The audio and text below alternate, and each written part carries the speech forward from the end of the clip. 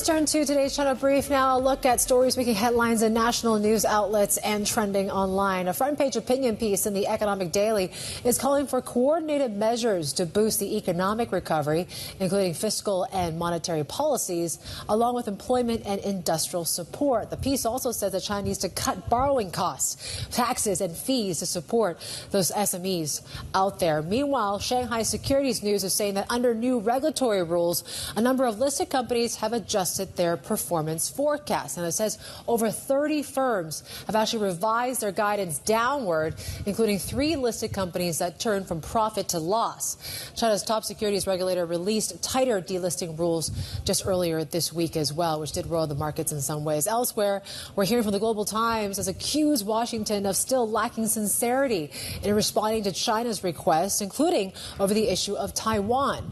The article was published days after Chinese Defense Minister Dong Jun held his first call with his U.S. counterpart Lloyd Austin. It does point out, though, that while relations have stabilized, Steve, it still remains to be seen if more progress can be made. But it's good to know that at least we're hearing that phone calls are still being made. The phone calls and also the personal visits are also being made. Of course, Janet Yellen just come back from a trip to China where she did bring up some sticky issues that did strike a nerve with the Chinese, and that was overcapacity, whether it is warranted or not, obviously, in these new industries that Xi Jinping is promoting. But also keep in mind, we're hearing reports that Antony Blinken, the U.S. Secretary of State, will be heading to China as well next week. More of a chance for trust building or basically putting up further walls. We'll have to see. And you're heading to Beijing next week, too, Steve. We'll see.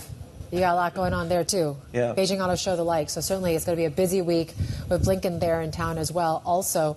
And really, what are they going to say about all these, headlines that we're hearing, whether it's these, tariffs and the like? And certainly we've seen the pushback from the Chinese officials here so far. And that certainly is something that we're watching very closely across these markets here this morning.